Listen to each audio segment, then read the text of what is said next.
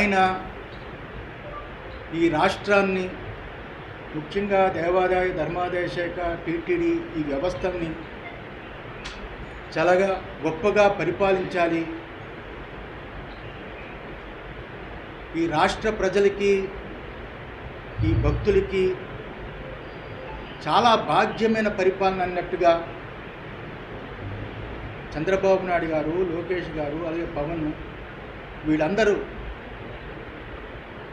ప్రజలకి నచ్చేటట్టుగా పరిపాలించాలని మనస్ఫూర్తిగా ఆశీర్వదిస్తూ, చంద్రబాబు నాయుడు గారు చాలా కాలం రాజకీయాల్లో అనుభవజ్ఞుడు, 3 పర్యాయాలు ముఖ్యమంత్రిగా చేసిన వ్యక్తి, సెంట్రల్తో చాలా సంబంధాలు ఉన్నవారు,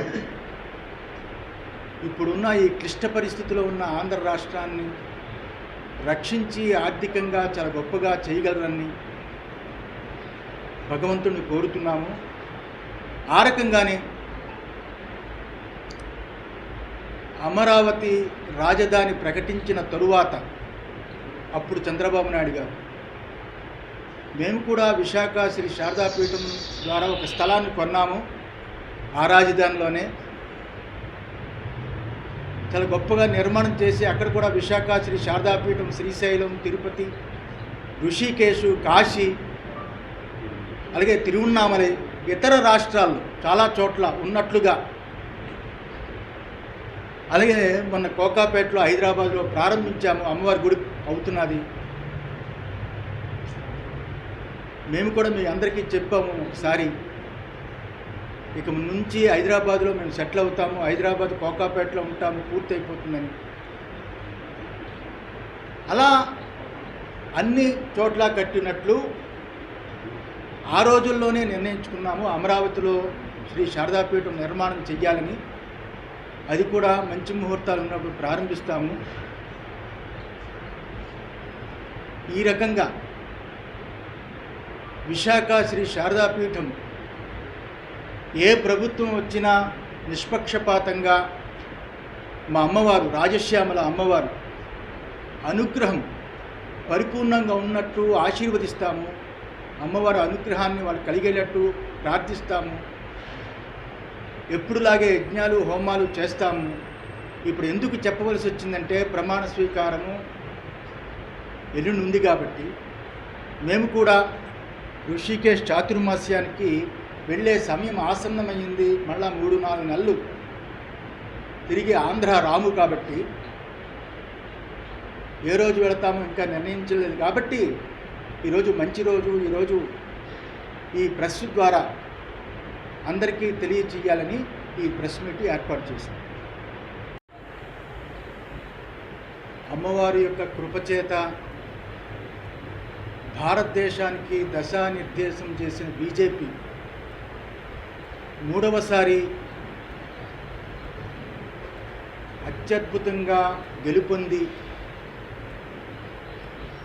కాశీ, అయోధ్య, అలాగే ఉజ్జయిని అనేక క్షేత్రాల్ని, అలాగే ఉత్తరాది అంతా గొప్ప రోడ్లు, కేదారు, బద్రీ, గంగోత్రి ప్రాంతాల్లో భక్తులు బాగా ప్రశాంతంగా వెళ్ళేటట్టు వెడల్పమైన రోడ్లు ఏర్పాట్లు చేసిన మోడీ 3వసారి నిన్న రాత్రి ప్రమాణ స్వీకారం చేయడం మాకు చాలా ఆనందం వేసింది. ఆ రకంగానే మోడీ గారు ప్రమాణ స్వీకారం తరువాత ఈ రాష్ట్రంలో చంద్రబాబు నాయుడు గారు, అలాగే పవన్ కళ్యాణ్ గారు, మోడీ, ఈ కూటమి ఏదైతే ఉందో ఆ కూటమి ప్రమాణ స్వీకారం ముందుగా ఈ ప్రెస్ మీట్ పెట్టాలి అనే ఉద్దేశం చేత మేము ఏర్పాటు చేశాము. మాకు ఆనందకర విషయం ఏమిటంటే, నిన్న క్యాబినెట్లో నేను పుట్టేది శ్రీకాకుళం జిల్లా, శ్రీకాకుళం ప్రాంతం. మాకు ఎర్రన్నాయుడికి చాలా సంబంధాలు ఉండేవి. ఆయన ఇంటికి చాలాసార్లు వెళ్ళాము. ఆయన కూతురు పెళ్ళికి కూడా రాజమండ్రిలో జరిగితే మేము వెళ్ళాము. వారికి మేమంటే అపారమైన ప్రాణం. మొదటిసారి ఎంపీగా అబ్బాయి గెలిచిన తర్వాత, గెలవక ముందు అరసవెల్లిలో ఆయన ఆశీర్వదించడం కూడా జరిగింది రామ్మోహన్ నాయుడిని.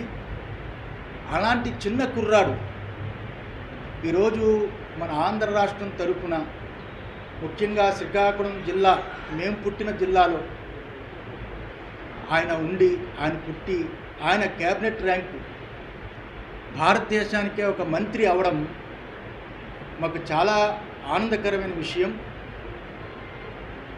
అంత గొప్ప అదృష్టాన్ని పొందాడు అంటే రామ్మోహన్ నాయుడు, చంద్రబాబు నాయుడే కారణం. చంద్రబాబు నాయుడు అతన్ని ప్రపోజ్ చేసి మంత్రిగా చేయడం చాలా ఆనందదాయకం. ఆ రకంగానే రేపు 12వ తారీఖు బహుశా 11:27 చంద్రబాబు నాయుడు ముఖ్యమంత్రిగా ప్రమాణ స్వీకారం. చాలా అత్యద్భుతమైన ముహూర్తము, సింహలగ్నము, చాలా బ్రహ్మాండమైన ముహూర్తము. ఎవరితోటి మాకు విభేదాలు ఉండవు. మేము స్వాములం, పీఠాధిపతులం, ధర్మం కోసమే పోరాడతాం. కానీ ఈరోజు ప్రెస్ మీట్ పెట్టింది ఎవరికి భయపడి కాదు, అది గుర్తుంచుకోవాలి. ఎవరికి భయపడి కాదు, వాస్తవాలు తెలుసుకోకుండా ఎవరెవరో కొత్తగా వచ్చిన వాళ్ళతో చేరి ఏదేదో తప్పుడు అభిప్రాయాలు వాళ్ళు చెబుతారని. ఎప్పుడూ స్వరూపానంద స్వామివారు ఒకలాగే ఉంటారు. చంద్రబాబు అంటే మాకు చాలా గౌరవం. రాజకీయ నాయకుల్లో ఆయనే ఇప్పుడు పెద్దవాడు. ఈ రాష్ట్రానికి పెద్ద దిక్కుగా ఆయన పరిపాలన కొనసాగాలి అని, కుటుంబం బాగుండాలి అని పరిపూర్ణమైన ఆయుష్ భగవంతుడు ఇవ్వాలి. ఈసారైనా దేవాదాయ ధర్మాదాయ శాఖ, టీటీడీ చాలా గొప్పగా పరిపాలన జరగాలి అని మనస్ఫూర్తిగా ఆశీర్వదించడానికి ఈ ప్రెస్ మీట్ పెట్టారు. స్వామి, గత 5 ఏళ్లలో అధికార పార్టీ మంత్రులంతా పీఠం ఆశీస్సుల కోసం వచ్చిన వాళ్ళు స్వయంకృత అపరాధం జరగబోతోందని కానీ, వైసీపీ పార్టీకి నష్టం జరగబోతుందని కానీ ఇప్పుడు ఈ రోజుల్లో ఎరుపు కంటే మరుపు ఎక్కువ. 2 రాష్ట్రాల నుంచి 7 గవర్నర్లు వచ్చారు. ఒక్క వార్షికోత్సవంలో Haryana governor, Punjab governor, Telangana governor, ఇక్కడ గవర్నర్లు వచ్చారు. హర్యానా ముఖ్యమంత్రి వచ్చాడు, కేసీఆర్ ముఖ్యమంత్రి వచ్చాడు, ఎంతోమంది ఇక్కడికి వచ్చారు. అలాగే కేంద్ర మంత్రులు వచ్చారు, ఎంతోమంది వచ్చారు. వైసీపీ మినిస్టర్లు, ఎమ్మెల్యేలే రాలేదు. వచ్చినప్పుడల్లా నేను చెప్పాల్సింది ఎప్పుడు కూడా నెగిటివే చెప్తాను. ఎప్పుడు పాజిటివ్ పోగొట్టడం అనేది ఆ లాలస విశాఖ శారదాపీఠానికి లేదు. ఇది ఎవరిని ఆశించదు. ఈ చెయ్యి ఎవరిని ఆర్జించదు.